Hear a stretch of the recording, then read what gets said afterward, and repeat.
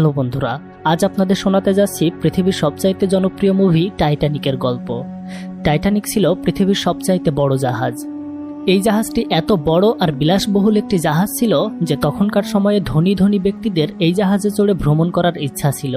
Titanic যখন তার প্রথম যাত্রা শুরু করেছিল তখন যাত্রার আগে এর প্রধান ক্যাপ্টেন ও এর নির্মাণকারীরা বলেছিল এই জাহাজটি কখনোই সমুদ্রে ডুববে না, এবং আমরা বাজি ধরে বলতে পারি স্বয়ং সৃষ্টিকর্তাও এই জাহাজটিকে সমুদ্রে ডুবাতে পারবে না, নাউজুবিল্লাহ।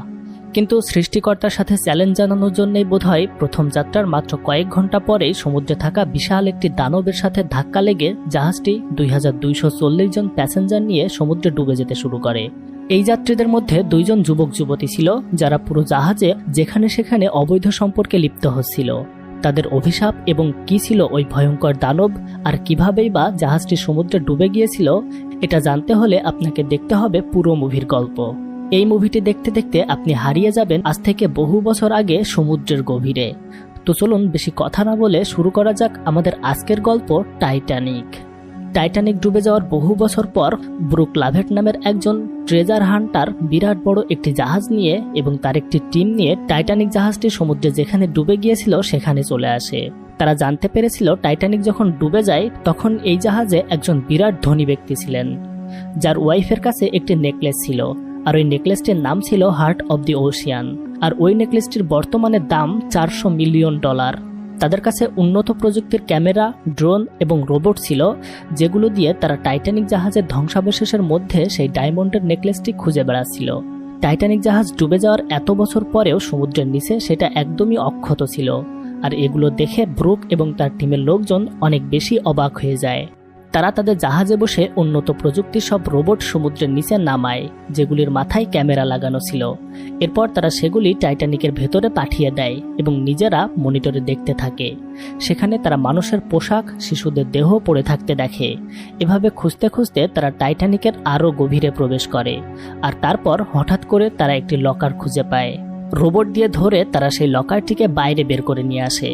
তারপর রোবট সহ সেই লকারটিকে জাহাজের উপরে তুলে নিয়ে এসে তারা অনেক খুশি হয়, কারণ তারা জানতো সেই দামি হার্ট অব দি ওশিয়ান নামের ডায়মন্ডের নেকলেসটি এই লকারের মধ্যেই ছিল। তারা মেশিন দিয়ে লকারটি কেটে ভিতর থেকে সেই ডায়মন্ডের নেকলেসটি বের করার চেষ্টা করে, কিন্তু ব্রুক তার ভেতরে একটি পেপার ছাড়া আর কিছুই পায় না। এতে তার সম্পূর্ণ প্রজেক্টটাই লস হয়, কারণ সে বিপুল পরিমাণ টাকা খরচ করে এখানে এসেছিল। সেখান থেকে যে পেপারটি পাওয়া গিয়েছিল, একটা মেয়ে সেটা পরিষ্কার করে দেখতে পায় ওই পেপারটা একটা পেইন্টিংয়ের পেপার।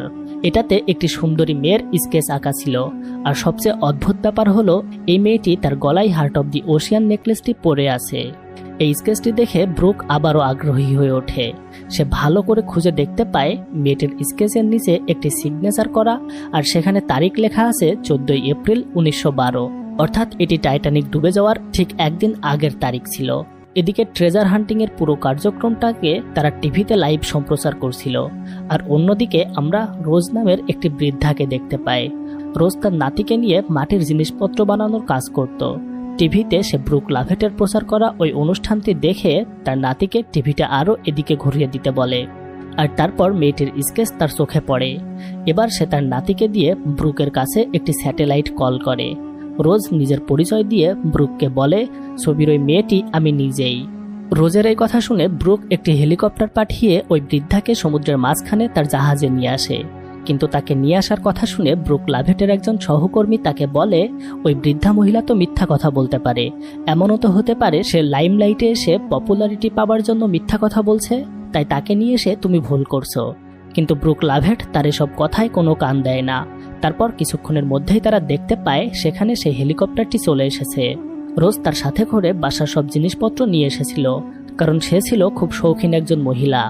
এগুলো দেখে ব্রুক এবং তার সহকর্মীরা একটু অবাক হয়। তারপর ওই বৃদ্ধাকে কিছুক্ষণ রেস্ট নিতে দেওয়ার পর ব্রুক তার রুমে আসে। তারা রোজকে একটি অ্যানিমেশন ভিডিওর মাধ্যমে দেখায় যে কিভাবে টাইটানিক জাহাজ একটি বরফের পাহাড়ের সাথে ধাক্কা লেগে ডুবে গিয়েছিল। কিন্তু এটা দেখার পর রোজ তাদের বলে, তোমরা খুব সুন্দর একটি ফরেনসিক অ্যানালাইসিস ভিডিও দেখিয়েছ, কিন্তু এটার বাস্তব অভিজ্ঞতা সম্পূর্ণই আলাদা ছিল। এছাড়াও রোজের সামনে সেখান থেকে পাওয়া বেশ কিছু জিনিস নিয়ে আসা হয়। সেগুলো দেখে রোজ তার পুরনো স্মৃতিগুলো মনে করতে শুরু করে। আসলে এইসব জিনিসগুলো তার নিজের ব্যবহার করা জিনিসপত্র ছিল। ব্রুক লাভেট রোজকে তখন জিজ্ঞেস করে টাইটানিক ডুবে যাওয়ার দিন ঠিক কি ঘটেছিল বা ওটা কিভাবে ডুবে গিয়েছিল, সেই ঘটনা কি তুমি আমাদের সাথে বলতে পারবে? তখন রোজ উঠে গিয়ে দেয়ালে চোখ বুলাতে শুরু করে আর সে তার পুরনো স্মৃতি মনে করতে শুরু করে। আর তারপর সবাইকে টাইটানিক ডুবে যাওয়ার সেই অদ্ভুত ঘটনাটি সে শোনাতে শুরু করে। আজ থেকে 84 বছর আগে টাইটানিক যখন তার প্রথম সমুদ্রযাত্রা করার জন্য বন্দরে দাঁড়িয়েছিল, তখন হাজার হাজার মানুষ এটাতে ওঠার জন্য টিকিট কাটতে চেষ্টা করেছিল, কিন্তু তাদের মধ্যে খুব ধনী এবং অল্প সংখ্যক মানুষ টাইটানিকের টিকিট পেয়েছিল যারা খুবই ভাগ্যবান ছিল। সেখানেই একটা রেস্টুরেন্টে জ্যাক নামের একটি ছেলে তার বন্ধুদের সাথে জুয়া খেলছিল, আর জুয়ার বাজি ছিল টাইটানিকের 2টি টিকিট।